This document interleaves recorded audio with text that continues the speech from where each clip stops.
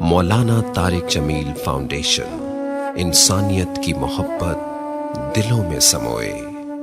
اس رمضان المبارک M T جے foundation پھر سے چاہتی ہے آپ کا بھرپور ساتھ، کیونکہ تعلیم سے دور، اپنی چھت سے محروم، صحت کے مسائل سے دوچار اور سیلاب اور زلزلوں کی تباہ کاریوں کا شکار لاکھوں افراد کی زندگی آپ کی زکوٰۃ سے بدل سکتی ہے۔ اپنی زکوٰۃ، صدقات اور عطیات ایم ٹی جے فاؤنڈیشن کو دیں۔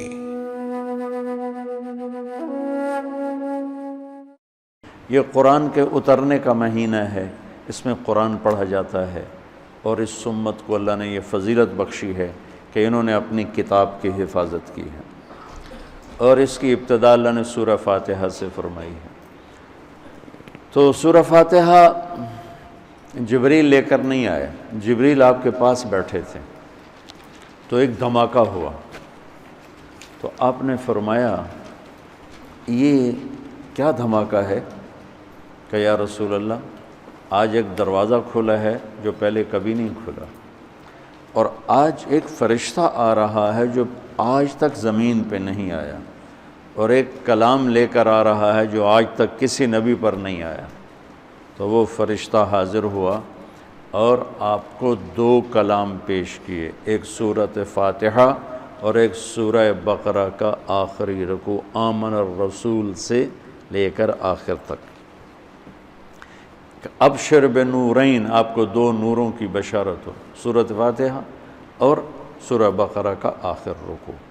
تو ہم تھوڑی سی بات سورہ فاتحہ پر کریں گے کہ میرے نبی نے فرمایا اوتیت المثانیہ مکان التورات والمائدہ مکان الانجیل والحوامیم مکان الزبور وفضلت بالمفصلات۔ میرے سب سے بڑی کتاب تورات تھی، سب سے بڑی، اٹھانا بھی مشکل تھا، اتنی بڑی کتاب تھی۔ میرے نبی نے کہا اللہ نے مجھے تورات کے بدلے میں سورہ فاتحہ دی تھی، 7 آیات سورہ فاتحہ دی تھی۔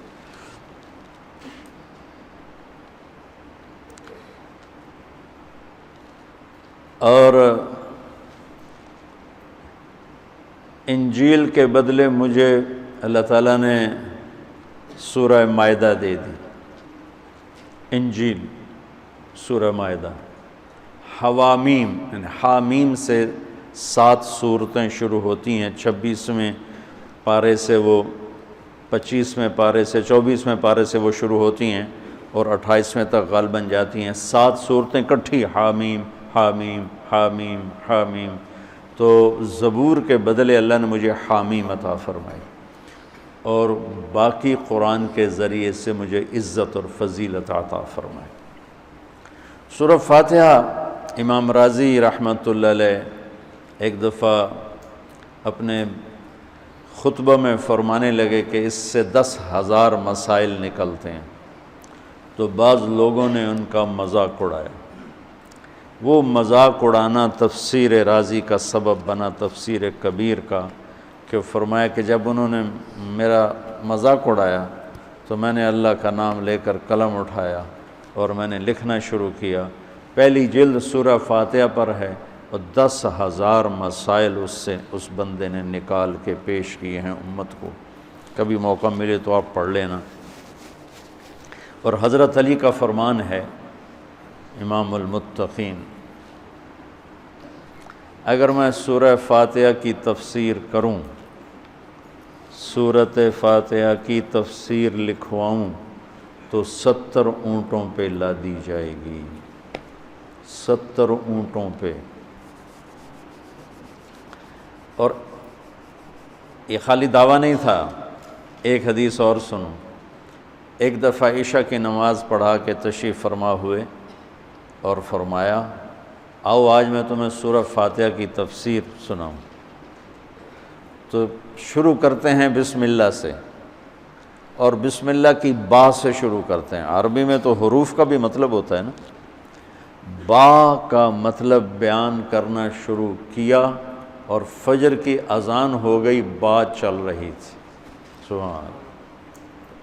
ہم نے تو تم نے تو شاید وہ کتاب دیکھی نہیں، وہ شرح میت عامل الباء للالصاق مررت بزید، ہمیں تو بس اتنا ہی آتا ہے یا حرف جر ہے باؤ تاؤ کاف و لام و واؤ منز و مزخلا ربا حاشا من عدا حتی کیا ہے حتی الہ، وہ جو نحمیر زبانی یاد کی تھی۔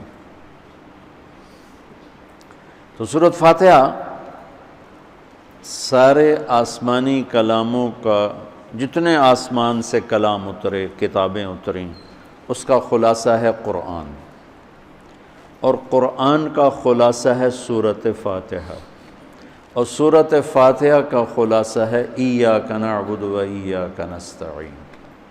ایک اور طرح، سارے آسمانی کلاموں کا سردار ہے قرآن، اور قرآن کا سردار ہے سورۃ بقرہ، اور سورۃ بقرہ کا سردار ہے آیت الکرسی، اللہ لا الہ الا ہو۔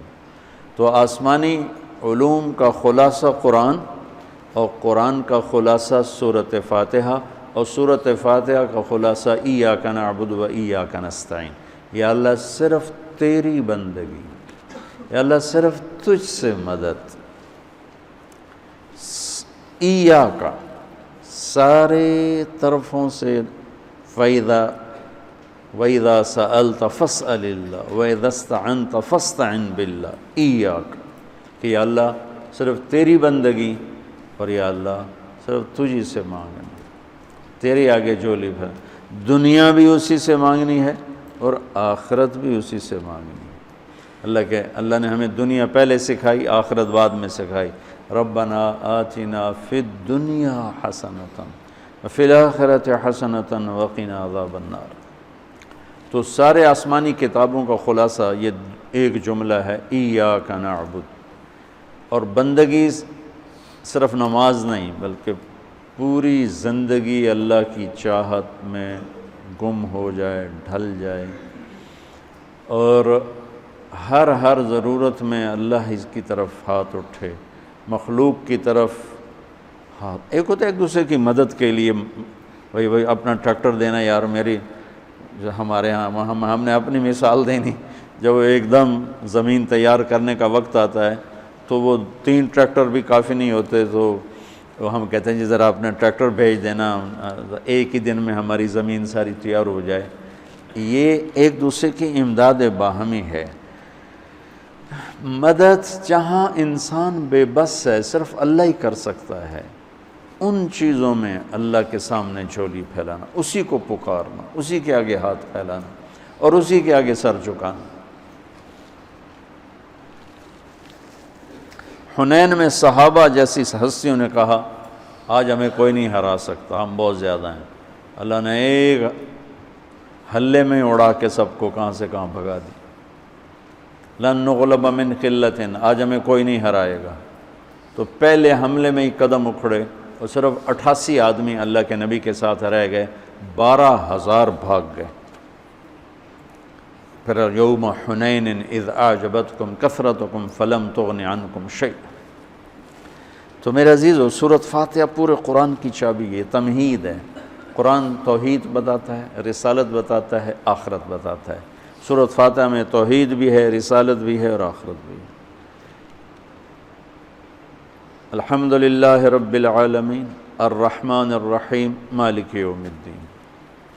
الرحمن الرحیم تک اللہ کی ذات صفات توحید ہے، مالک یوم الدین جزا سزا اور آخرت ہے، ایاک نعبد و ایاک نستعین یہ مقصد زندگی ہے، اہدنا الصراط المستقیم یہ طلب ہے زندگی کی، سب سے بڑی طلب ہدایت ہے، الصراط الذین انعمت علیہم یہ رسالت کہ جن پر تیرا انعام ہوا، اولئک مع الذین انعم اللہ علیہم من النبیین والصدیقین والشہداء والصالحین وحسن اولئک رفیقا۔ تو سورۃ فاتحہ کو مجھے کوئی یاد پڑتا ہے، ایک دفعہ میں کہیں پڑھا تھا کہ اللہ اپنی ذات کو اتنے خوبصورت انداز میں بیان کرتا ہے، الحمدللہ رب العالمین الرحمن الرحیم مالک یوم الدین۔ یہ تو غیب کے صیغے کے ساتھ بات ہو رہی، لیکن اللہ اپنی ذات کو اس قدر خوبصورت انداز میں بیان کرتا ہے کہ ان 4 لفظوں میں اللہ سامنے آ جاتا ہے تو سننے والا اللہ کو سامنے دیکھ کر کہتا ہے ایاک نعبد، تیری ہی بندگی کرتے ہیں، وایاک نستعین، تجھ سے مانگتے ہیں، کیونکہ اللہ کو دینے کے لیے کہیں سے مانگنا نہیں پڑتا۔ وہ میں تھا گاؤں میں تو ایک ہمارا رشتہ دار برادری میں نے سب سے دوستی لگا کے رکھی، سب سے ملتا ہوں۔ مجھے کہنے لگا طارق میاں بندہ تو بڑا چنگا ہے پر تو وابیاں نہ رل گئے کیا وابی کون ہوندے؟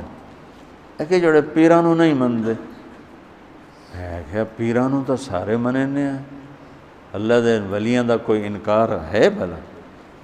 ہاں اے آنے ہے بے پیر پتر نہیں دے سکدا تو پیر دعا دے سکدا ہے، پتر تو اللہ دیندہ ہے کہ ایہ تا گل ہر پیر صاحب دا کوٹا ہے اللہ کو لوندے بھی چلائے کے دے دیندہ، سمجھو؟ ہر پیر صاحب کا کوٹا ہے، اس کوٹے میں سے اللہ سے لے کر دے دیتا ہے۔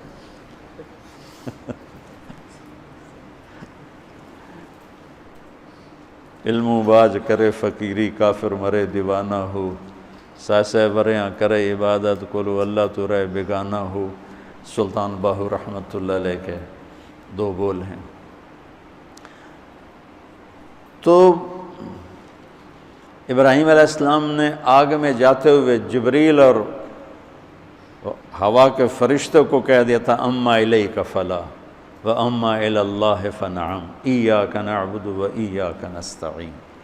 اللہ تعالیٰ نے اپنی ذات کو اس خوبصورت انداز میں پیش کیا کہ جیسے ہم اللہ کو دیکھ کر کہہ رہے ہیں ایاک نعبد وایاک نستعین، یا اللہ صرف تیری بندگی کریں گے، یہ سر اور کہیں نہیں چکے گا، اور یا اللہ صرف تجھ سے مانگیں گے اور کسی سے نہیں مانگیں گے۔ قرآن وہ میں نے پہلے ایک مثال سے بتا دیا، یہ استعانت بالغیر نہیں ہے، بھائی مجھے قرض چاہیے اب مجھے 1 لاکھ روپیہ دے دیں، یہ اس میں نہیں آتا ہے۔ میرے نبی قرضہ اٹھاتے تھے، میرے نبی نے جنگ کے لیے تلوار اٹھائی، زرہ پہنی، اسباب کی دنیا ہے، اسباب کا اختیار کرنا اور چیز ہے، اور جن چیزوں میں اللہ کے سوا کوئی کرنے والا نہیں وہ لوگوں کے سامنے ہاتھ پھیلا دینا۔ ہم لیا گئے تو وہاں ایک پیر جگی گدی تھی، تو ان کے پیر صاحب سے ملاقات کی، انہوں نے بہت محبت کی، تو ہم فاتحہ پڑھنے گئے تو وہاں ان پڑھ عورتیں بیٹھے، پیر جگی پتر دیویں آ، پیر جگی پتر دیویں آ۔ اللہ ان کو معاف کر دے گا، ان کو پتہ ہی کوئی نہیں ہے کہ پتر کون دیتا ہے، وہ سمجھے پیر ہی دیتا ہے، پیر جگی پتر دیویں آ۔ تو استعانت صرف اللہ سے۔ اگر آپ نماز کی عادت ڈال لو نا، آپ پڑھتے ہو لیکن ہر حاجت میں مصلی پہ آ جاؤ، پھر آپ کو ایاک نستعین کا مزہ آئے گا۔ اپنی حاجتیں نماز کے ذریعے اللہ کے سامنے رکھو۔ ایک بدو طواف کر رہا تھا، یا اللہ تجھے پتہ ہے نا میں بھی بھوکا ہوں اور میری اونٹنی بھی بھوکی ہے، اور مجھے کھانے کو میرے بچے بھی بھوکے اور میں بھی بھوکا۔ ایک آدمی ساز سن رہا تھا تو اس نے جلدی سے اپنے تھیلی نکالی درہموں کی، کہا میرے بھائی قبول فرما، کہا پیچھے ہٹ، تو اس سے لینا ہوتا تو اس کے گھر میں آتا، جس کے گھر آیا ہوں اسی سے لینا، چل چل مجھے نہیں چاہیے۔ وہ طواف سے فارغ ہوا تو اعلان ہوا فلاں ابن فلاں کہاں ہے، تو یہ خود تھے، کہا جی میں ہوں، کہا آپ کے چچا کا انتقال ہوا ہے تو انہوں نے اپنی ساری وراثت آپ کے نام کر دی ہے، چونکہ ان کی اولاد کوئی نہیں تھی۔ تو 1 منٹ میں اللہ تعالیٰ نے قبول فرمائی۔ ہشام بن عبد الملک اور سالم بن عبداللہ بن عمر بیت اللہ کا طواف فرما رہے تھے، تو ہشام نے کہا سالم کوئی ضرورت تو بتاؤ، تو وہ کہنے لگے اللہ کے گھر میں ہو کر میں اللہ کو نہ بتاؤں تمہیں بتاؤں، کتنے شرم کی بات۔ تو ہشام چپ ہو گیا۔ ہشام بادشاہ تھا بنو امیہ کا۔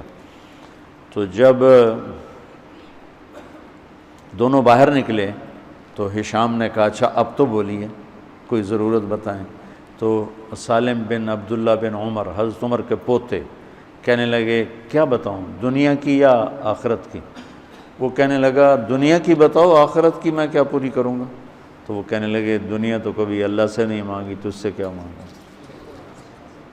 ما سألت من یملکھا فکیف من لا یملکھا، جو دنیا کا شہنشاہ ہے، دنیا تو اس سے کبھی نہیں مانگی، تم سے کیا مانگوں گا؟ تو میرے عزیزو، سارے قرآن کا خلاصہ یہ دو لفظ ہیں، ایاک نعبد، امت اللہ کے سامنے سر جھکا دے، ہر حرام چھوڑ دے، ہر حلال پہ آ جائے۔ بندگی صرف نماز نہیں ہے، بازار کی بندگی کیا ہے؟ سچائی، ناپ تول کا پورا ہونا، وعدے کو وفا کرنا، کھوٹ ملاوٹ سے بچنا، یہ بازار کی عبادت ہے۔ اللہ نے زکوٰۃ فرض کی ہے تو زکوٰۃ نکالو۔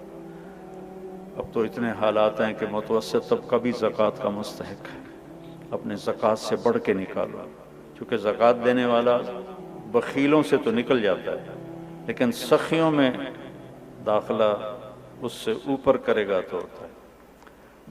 2,500 دے دیا نا 1,00,000 میں سے، تو باپ پہ بخیل کا لیبل نہیں لگے گا، لیکن سخی کا بھی نہیں لگے گا۔ اوپر 54 خرچ کر دو تو ایک سٹیپ آپ آ جائیں گے۔ سخی بن کے زندگی گزارو، لوگوں پہ خرچ کرنے کا مزہ بہت ہے، جوڑنے کے مزے سے زیادہ لگانے کا مزہ ہے۔ تو رمضان آ رہا ہے، خرچ کریں، زکوٰۃ سے بڑھ کر دیں، انتہائی ضرورت مند ہیں ہمارے لوگ۔ ابھی تو وہ جو سیلاب سے جو گھر گرے تھے ابھی تو وہی نہیں بنے، کتنے ہزاروں لوگ بے گھر بیٹھے ہوئے ہیں۔